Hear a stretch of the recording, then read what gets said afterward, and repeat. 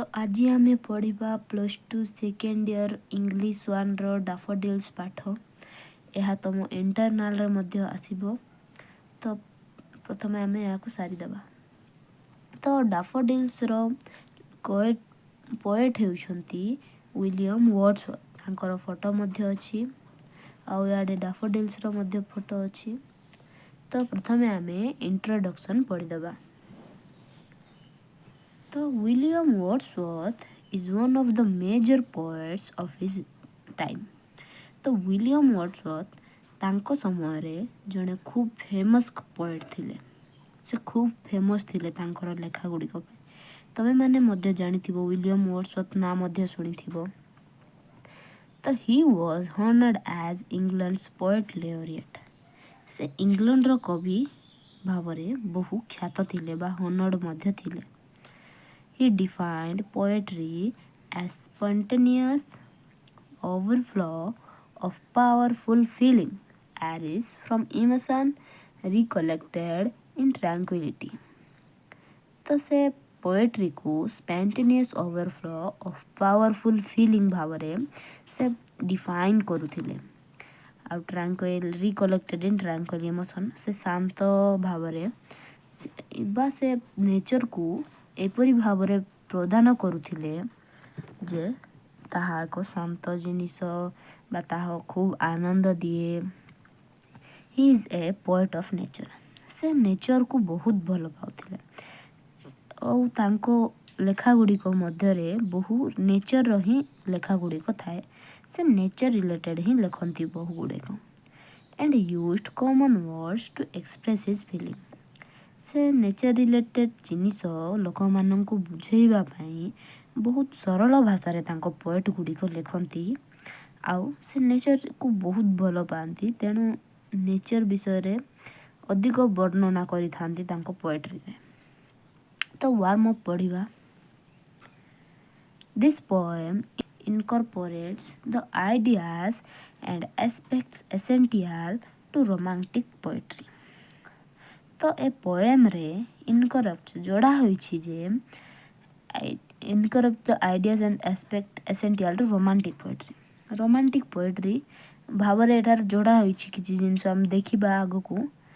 The field of daffodils is evidently subject of this poem. तो यही poetry रे डाफोडिल्स मुख्य भूमिका ग्रहण करि थाए। तो ए पोएम पूरा अछि डाफोडिल्स ऊपर। तो यार सब्जेक्ट पूरा होछि daffodils. Making nature the most apparent feature throughout. तो एठारे नेचर को गोटे मोस्ट फीचर थ्रू आउट बा most apparent feature throughout भावरे निया जाइछि। Wordsworth adds a range of natural images such as lakes, trees, stars and even clouds in this poem. तो यह को लेखिबा को जाई कवि निजे मध्य इमेजिन करी केते गुड़िए छवि तांको मन रे आनी सेही चित्रटा को देखी से पोएट लिखिछंती। जेमिति कि लेक अछि सेठारे जदि कवि देखिदेले पोएट देखिती गोटे फूल अछि से डाफोडिल्स को देखती आ सेठारे से निजे इमेजिन करती एठारे लेक अच्छी यार ट्री अच्छी। से दिन रे मध्य स्टार को इमेजिन करती क्लाउड्स को इमेजिन करती आ पोएट्री लिखती। Through nature a tranquil mood instantly created from the very first line, I wander lonely as a cloud. तो throw on the nature a tranquil mood is instantly। तो nature रे गोटे शांत भावना रही थाए। से एठार वर्णना करिसंती मध्य जे नेचर एक शांत जिनिस। से प्रथम लाइन रे ही वर्णना करछंती। से प्रथम लाइन पढ़िले ही हमको अनुभव हो जाए जे यह एक शांत पोएट्री अटे। नेचर तो शांत ही नेचर आमर जीवन अटे। तो नेचर विषय रे एठारे प्रथम लाइन रे ही कहा जाय जे I wandered lonely as a cloud.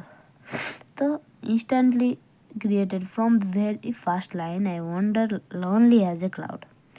The atmosphere of the poem is very peaceful and the use of nature creates a joyful setting। तो ଏଇ ପୋଏମ୍ ବହୁତ ଶାନ୍ତ ପିସଫୁଲ୍ ଆଉ ମନକୁ ଆନନ୍ଦ ଦେଲା ଭଳି କବି ଲେଖିଛନ୍ତି। ନିଜେ ଇମାଜିନ୍ କରି ମଧ୍ୟ ସେ ଲେଖିଛନ୍ତି ଯେ ନେଚର୍ର ପ୍ରକୃତି ଏମିତି, ନେଚର୍ ଖୁବ୍ ଶାନ୍ତ ଅଟେ, ନେଚର୍ ଆମକୁ ବହୁତ ଭଲ ପାଏ, ଆମକୁ ଆନନ୍ଦ ଦେଇଥାଏ, ସେଇଭଳି ଭାବରେ ପୋଏଟ୍ରି ଲେଖିଛନ୍ତି। ତ not until the poet later musses about what he saw does he fully appreciate the cheerful sight of the dancing daffodils. तो देखिबा, study the poem and note how Wordsworth glorifies the beauty of nature in the bills of solitude. तो देखिबा कवि केमिति वर्णना करिसंती, केमिति glorifies करिसंती daffodils को आमे आठार देखिबा। तो टेक्स्ट आड़े को जीवा। I wandered lonely as a cloud that floats on high over vales and hills, when all at once I saw a crowd, a host of golden daffodils, beside the lake, beneath the trees, fluttering and dancing in the breeze. तो प्रथमे paragraph रे कोन देछि, I wandered lonely as a cloud. तो poet लिखिछंती I wandered से बुलुछंती, lonely as a cloud से गोटिए एका cloud बा से गोटिए बादल, क्लाउड माने कोन बादल भଳି से एका बुलुछंती। तामाने से आकाश रे बुलु नांती पिले, से रोड रे चली चली जाउथिले कवि आउ देखिले। ता आगो को पढिबा। तो से एका बुलुछंती कहा भावरे से क्लाउड को निज सहित कंपेयर करिछंती। क्लाउड जेमिति लोनली थाए, धीरे धीरे चली चली देखी देखी जाउ थाए, तो सेमिति से वंडर करी करी जाई थाए। तो कवि एठारे निज को क्लाउड सहित कंपेयर करिछंती आउ कहिछंती जे I wandered lonely as a cloud, मु क्लाउड भली बुलु थाए, that floats on high over vales and hills, that floats बताहा बुलु थाए बा क्लाउड बुलु थाए over vales and hills, केते जे पहाड़ केते पर्वत ऊपरे ताहा देई बुलु थाए, सेमिति मु बुलुची। I wandered lonely as a cloud that floats on high over vales and hills. तो क्लाउड बा बादल जेमिति हिल्स बा पहाड़ पर्वत देई बुलु थाए, मु सेमिति बुलुची बोली कवि कहउछंती। When all at once I saw a crowd, सबू देखी तांकी सबू देखी देखी बुलु थांती। तो सेटारे से देखिले जे I saw a crowd, तो गोटे थररे बा गोटे एमती आखी खोलु खोलु गोटे थररे ताकू गोटे ग्लांस कहंती पिले। तो से गोटे एमती ग्लांस रे when all at once I saw a crowd, तो सेठारे से गोटे क्राउड देखिले। जेते बेले कवि बुलु थिले क्लाउड भलिया सेते बेले से गोटे क्राउड देखिले। कार क्राउड देखिले, a host of golden daffodils. तो गोल्डन daffodils रो गोटे होस्ट बा केते परिमाण रे daffodils आमे जेमती मापिबा पई कोन गोटे नु केजी ना कोन किलो, सेमती a host of golden daffodils। तो गोल्डन daffodils रो गोटे गुच्छा अछि से देखिले। When all at once I saw a crowd, a host of golden daffodils। तो golden daffodils रो गोटे बड़ क्राउड अछि बोली से देखिले। Beside the lake, beneath the trees, fluttering and dancing in the breeze। Beside the lake बा सेटारे नदी थिला ता beside रे बा ता तटरे थिला daffodils। Beside the lake, beneath the trees, गछर तळे, beneath the trees गछ मानक तळे थिला, आउ लेक रो तटरे थिला daffodils जाको। Fluttering and dancing in the breeze, fluttering से माने फ्लटरिंग करूछंती आउ डांसिंग करूछंती। देखो कवि खूब सुंदर भावरे ताकू वर्णना करिछंती, daffodils नाचुची बोली से वर्णना करिछंती। तो ब्रीज इन द ब्रीज माने पवन बहुत थाए आउ daffodils नाचुचंती बोली कवि वर्णना करिछंती एटारे। fluttering and dancing in the breeze. तो फर्स्ट पैराग्राफ सेकेंड पैराग्राफ को जीवा continues as the stars that shine and twinkle on the Milky Way. They stretched in never-ending line along the margin of a bay. 10,000 saw I at a glance, tossing their heads in sprightly dance. The continues as the stars that shine and twinkle on the Milky Way. ତ ସେମାନେ continue star ଯେମିତି continuous ଚମକୁଥାଏ ବା sign କରୁଥାଏ ସେମିତି ସେମାନେ ଚମକୁଛନ୍ତି ଆଉ sign କରୁଛନ୍ତି। ସେମାନେ କଣ୍ଟିନ୍ୟୁଅସ୍ଲି ଡ୍ୟାନ୍ସ କରୁଛନ୍ତି ବ୍ରିଜ୍ ବା ପବନରେ। ଯେମିତି ପବନ ଯୁଆଡ଼କୁ ବହୁଛି ସେମାନେ ସେମିତି ଡ୍ୟାନ୍ସ କରୁଛନ୍ତି। And twinkle of the milky ୱେରେ ଯେପରି ତାରାମାନେ ଚମକୁଥାନ୍ତି, ବନ୍ଦ ହେଉଥାନ୍ତି, ଲାଗୁଥାନ୍ତି, ସେପରି ସେ ଡାଫୋଡିଲ୍ସ ମାନେ ମଧ୍ୟ ଥରେ ଥରେ ଇଆଡ଼େ ଥରେ ସିଆଡ଼େ ସେମାନେ ବୁଲି ବୁଲି ଗୋଟେ ଥରକୁ ଚମକୁଥାନ୍ତି ଆଉ ଗୋଟେ ଥରକୁ ଲୁଚି ଯାଉଥାନ୍ତି। ସେମିତି ଭଳି ସେମାନେ ଡ୍ୟାନ୍ସ କରିଥାନ୍ତି। They stretch in never ending line. କବି ବର୍ଣ୍ଣନା କରିଛନ୍ତି ଯେ ସେମାନେ ପୁରା ଲମ୍ବି ଯାଇଛନ୍ତି ବା ସେମାନଙ୍କର ବହୁତ କ୍ରାଉଡ଼ ଅଛି। ନେଭର୍ ଏଣ୍ଡିଂ ଲାଇନ୍ ସେମାନେ ଏତେ ଦୂର ଯାଏଁ ଲମ୍ବି ଯାଇଛନ୍ତି ଯେ ସେମାନଙ୍କର ଏଣ୍ଡ ନାହିଁ ବା ଅନ୍ତ ନାହିଁ। ସେମାନେ ବହୁ ମାତ୍ରାରେ ଅଛନ୍ତି ବୋଲି କବି ବର୍ଣ୍ଣନା କରିଛନ୍ତି। ଏଲଙ୍ଗ ଦ ମାର୍ଜିନ୍ ଅଫ୍ ଏ ବେ, ମାର୍ଜିନ୍ ବା ଗୋଟେ ଧାରର ଗୋଟେ ନଦୀର ଧାର, ମାର୍ଜିନ୍ ଅଫ୍ ଏ ବେ ସାଙ୍ଗରେ ସେ ନଦୀର ଧାର ସାଙ୍ଗରେ ସେମାନେ ଡ୍ୟାନ୍ସ କରୁଛନ୍ତି। 10,000 saw I at a glance। ତ ଗ୍ଲାନ୍ସ କହିଥିଲି ବିଲେ ଆଖିର ଗୋଟେ ଥର ଖୋଲିକି ବନ୍ଦ କରିଦେବାଟାକୁ ଏଟେ ଗ୍ଲାନ୍ସ କୁହାଯାଏ। ତ 10,000 saw I at a glance, tossing their heads in sprightly dance। ତ କବି କହିଛନ୍ତି ଯେ ମୁଁ ଗୋଟେ ଥରରେ 10,000 ଦେଖିଲି। କ'ଣ ଦେଖିଲେ? ଡାଫୋଡିଲ୍ସ। 10,000 ଥାଉଛି କି ବିଲେ? ନାଇଁ, ସେ ସେମିତି ବର୍ଣ୍ଣନା କରିଛନ୍ତି କବି। ନିଜେ ଇମାଜିନ୍ କରି ସେ ବର୍ଣ୍ଣନା କରିଛନ୍ତି। 10,000 10,000 ଗୋଟିଏ ଗ୍ଲାନ୍ସରେ ସେ 10,000 ଦେଖି। ତାଙ୍କ ଆଖିର ସୀମା ଯାଉନି ଯେତେ ପର୍ଯ୍ୟନ୍ତ ସେ ଫୁଲର ସୀମା ଅଛି। ତ ସେ ବର୍ଣ୍ଣନା କରିଛନ୍ତି ଯେ 10,000 ବା 10,000 ଫୁଲ ଗୋଟିଏ ଗ୍ଲାନ୍ସରେ ମୁଁ ଦେଖିଲି। ଟଜିଂ ଦେୟାର ହେଡ୍ସ ଇନ୍ ସ୍ପ୍ରାଇଟଲି ଡ୍ୟାନ୍ସ। ତାଙ୍କ ମୁଣ୍ଡକୁ ଏପଟ ସେପଟ କରି ସେମାନେ ଖୁବ୍ ସୁନ୍ଦର ଭାବରେ ନାଚୁଛନ୍ତି। ସ୍ପ୍ରାଇଟଲି ଡ୍ୟାନ୍ସ କରୁଛନ୍ତି ସେମାନେ ଡାଫୋଡିଲ୍ସ ମାନେ। ତ କବି କହିଛନ୍ତି ଯେ ଯେତେବେଳେ ସିଏ କ୍ଲାଉଡ଼ ଭଳିଆ ଘୁରି ବୁଲୁଥିଲେ ବା କ୍ଲାଉଡ଼ ଭଳିଆ ବୁଲୁଥିଲେ, ଯେମିତି କ୍ଲାଉଡ଼ ପାହାଡ଼ ପର୍ବତ ଦେଇ ବୁଲେ ଆଉ ଦେଖେ କ'ଣ ହେଉଛି, କେମିତି ଫୁଲମାନେ ଅଛନ୍ତି ଫୁଟିଛନ୍ତି, ସେମିତି କବି ନିଜକୁ କମ୍ପେୟାର କରିଛନ୍ତି କ୍ଲାଉଡ଼ ସାଙ୍ଗରେ।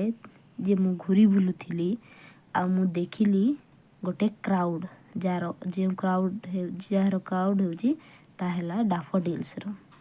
ତ ସେ ଡାଫୋଡିଲ୍ସ ନାଚୁଛନ୍ତି ବ୍ରିଜ୍ ବା ପବନରେ ସେମାନେ ନାଚୁଛନ୍ତି। ସେମାନେ କଣ୍ଟିନ୍ୟୁ ଚମକୁଛନ୍ତି ଆଉ ସେମାନେ ଏତେ ଦୂର ପର୍ଯ୍ୟନ୍ତ ଲମ୍ବିଛନ୍ତି ଯେ କବିଙ୍କ ଆଖି ମଧ୍ୟ ଯାଉନି ସେତେ ଦୂର ପର୍ଯ୍ୟନ୍ତ। ଆଉ ଏଇଟା ସର୍ଟ କ୍ୱେଶ୍ଚିନ୍ରେ ପଢ଼ିପାରିଲେ ଯେ କବି ଗୋଟିଏ ଗ୍ଲାନ୍ସରେ କେତେ ଫୁଲ ଦେଖିଥିଲେ, ତ ତାହା ହେବ 10,000। ତ ସେ ଏ ଭାବରେ ବର୍ଣ୍ଣନା କରିଥିଲେ। ଥାର୍ଡ଼ ପାରାଗ୍ରାଫ ଦେଖିବା। The waves beside them danced, but they outdid the sparkling waves in glee. A poet could not but be gay in such a jocund company. I gazed and gazed, but little thought what wealth the shore to me had brought. The waves beside them, such a jocund company. The waves beside them danced. Waves जो ପବନ जो ତାଙ୍କ vibe जो ସେ ପବନ ମଧ୍ୟ dance କରୁଥିଲା। ଯେମିତି ଡାଫୋଡିଲ୍ସ dance କରୁଥିଲା, ସେ ୱେଭ୍ ମଧ୍ୟ ସେମିତି ଡ୍ୟାନ୍ସ କରୁଥିଲା। But they outdid the sparkling waves in glee. आउ सेमाने चमकुथिले पिले। कवि के एमती खूब सुंदर भाव वर्णना कर देख से चमकुथिले उज्ज्वलित होइथिले आउ से डांस करुथिले बा पवन सांगरे। पोएट कुड नॉट तो यह को देखी कवि चिंता करछन जे केते सुंदर तांको जैकेट माने खूब आनंदमय खूब शांत कंपानी मिल जाइछि खूब आनंदमय शांत कंपानी मिल जाइछि बोली कवि खुशी होउछंती बा आनंद होउछंती। एई फूल मानक भली मते एते खूब सुंदर कंपानी मिल जाइछि बोली तो बुलुथिले एकला क्लाउड भलिया तो यहाँ को देखी तांको मन खूब आनंदित हो जाइछि। I gazed and gazed but little thought तांके देखुछंती तांके केवल चाहिछंती सेई फूल मानकू डैफोडिल्स को केवल चाहि रहिथिले। I gazed and gazed but little thought सेटारे नो थॉट थिला। लिटिल थॉट माने नो थॉट बिल्कुल चिंताधारा नथिला। से केवल चाहि रहिथिले आउ किछि भाबि पारु नथिले केवल डैफोडिल्स को ही चाहि रहिथिले। देखो से केते सुंदर न होइथिबो daffodils. What wealth the show to me had brought तांके कहिछन जे what wealth the show to me had brought से माने कोहु आनंद देउछंती कवि को। Show to me had brought कोहु आनंद देउछंती कवि को बोली से भाबी छंती। फॉर अ फैन तो फिफ्थ पैराग्राफ ही गला एटा। Fourth paragraph fourth paragraph. For often when on my couch I lie, in vacant or in pensive mood, they flash open that inward eye, which is the bliss of solitude. And then my heart with pleasure fills and dances with the daffodils. For often माने सबु बेले बा बारंबार when on my couch I lie जेतेबेले मु मो couch रे बा तांकर बेड रे जेतेबेले से लाइबा सुअंती इन वैकेंट और इन पेंसिव मूड बा तांको खाली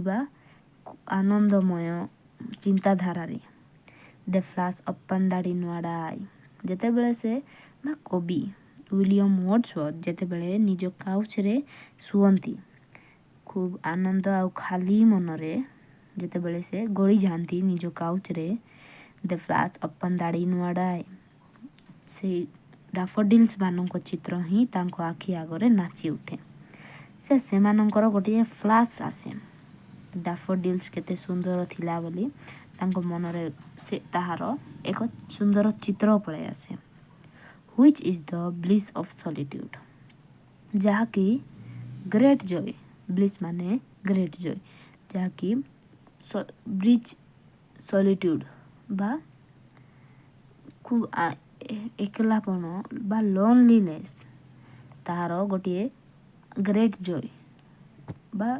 एकलापन जो तार गोटे ब्लिस बा गोटे ग्रेट जॉय होता है से मन जेते से चित्र जेतेबेले तांको आखि आगर को आसे सेटा गोटे एकला रहिले मध्य then my heart with pleasure fills and dance with the daffodils तो ताहा परे से फ्लैश तांको आखि आग को चली आसे आ परे तांके मध्य डैफोडिल्स भली नाची उठंती तांको मनरे तो सरीला बेले थैंक यू।